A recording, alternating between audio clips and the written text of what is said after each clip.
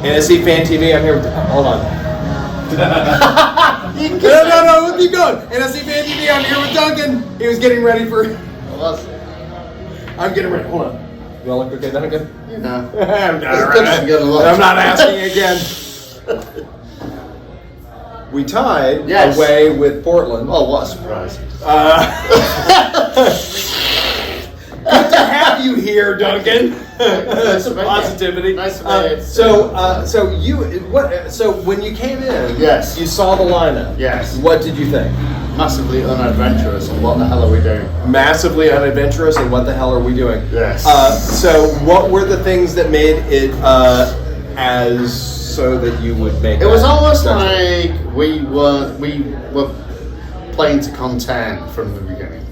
Playing to contend from the beginning. Contain. Yes. Got it. Thank you. So, Tail Bunbury, who I believe is from the Hamilton Bunbury, he's they have like a whole bunch of crossy stripes and stuff like that. I just thought he was the most English person that I've ever. I know he's not English, but he has the most English name I've ever heard of. That is a great English name, and not a bad English. And yeah, he's right foot.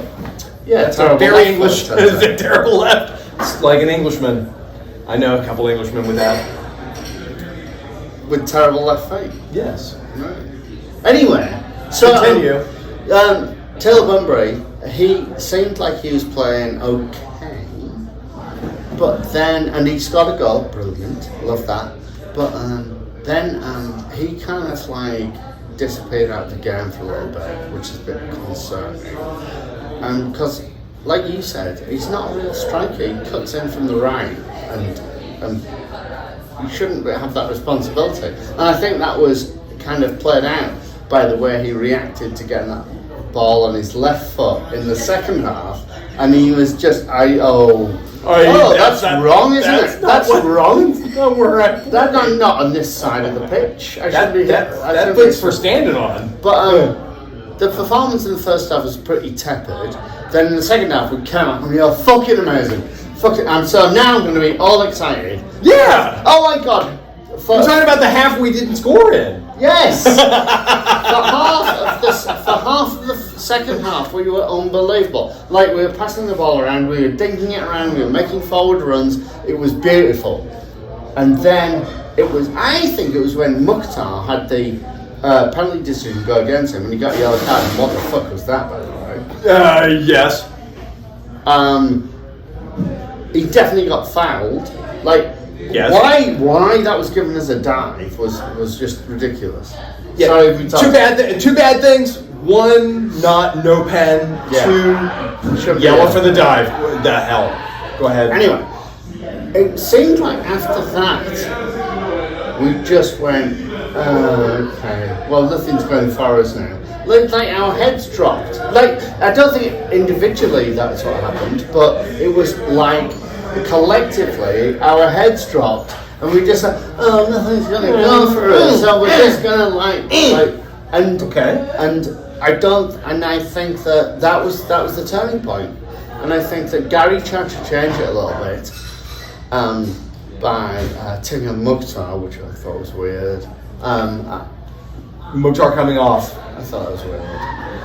And you Hani plays 90. Hani plays 90. I think he always plays. Yeah, he's got to.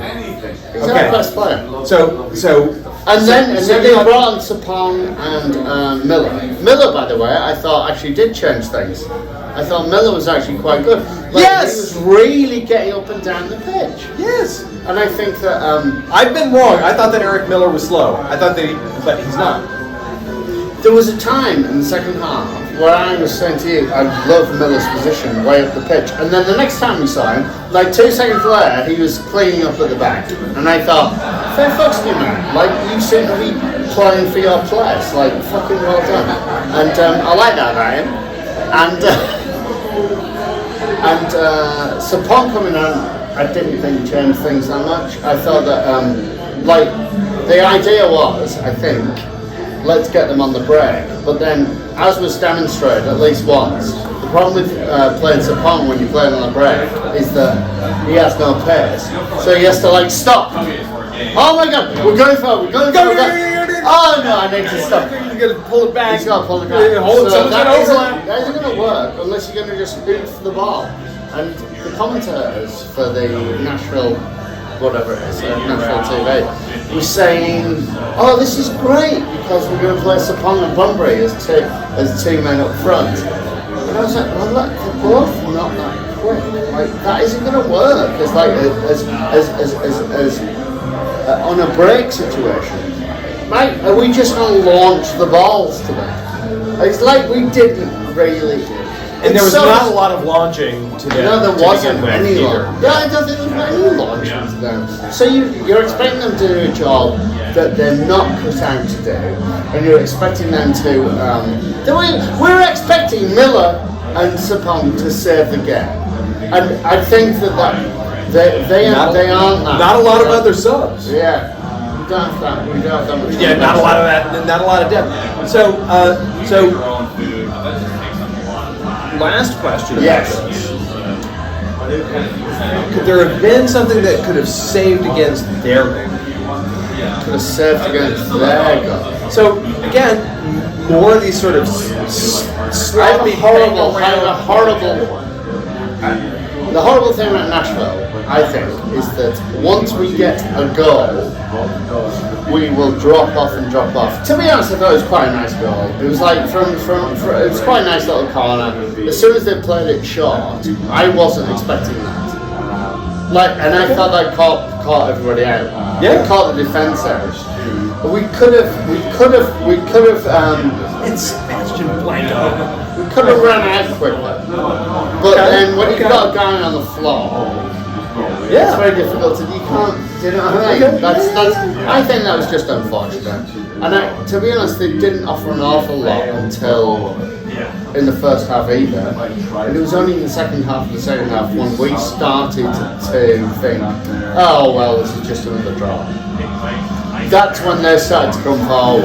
Yeah, there were about 2 chances that looked very, very frightening from them. And don't get me wrong, we should have had, I would say 1.5 penalties. I don't think the second one. You don't think the Bunbury one? Bunbury was. You can't overturn that. Like I couldn't see it after the replay. That was the kind of like hand clasping on someone. If it had been given as a penalty, then I wouldn't have overturned it. If it wasn't given as a penalty, I'm not overturning that. Nobody would get away with that, even at prom. Right, those are aggressive, weirdly male aggressive proms in your life. That's exactly it. It's like you shouldn't get away with that, even at prom. Says the guy from Texas. Yeah. I wouldn't have overturned that. Okay. But I would have overturned the Mokhtar one. Yeah. The Mokhtar one was, at the very least, the yellow. Like calling the dive on Mokhtar. So it's like you would have overturned it. Like you would have given the pen.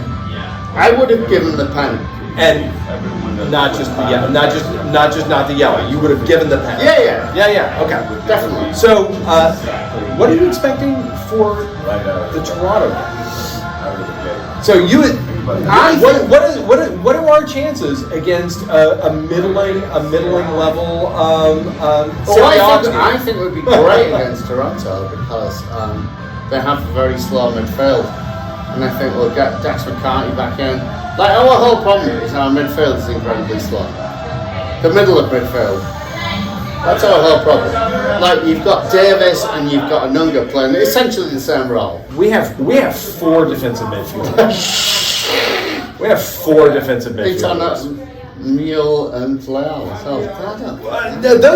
I'm talking about Godoy, Anunga, Davis, McCarty. Yes. Those 4 all play in those 2 spots, and not one of those 4 plays over the top. You know what you want, right?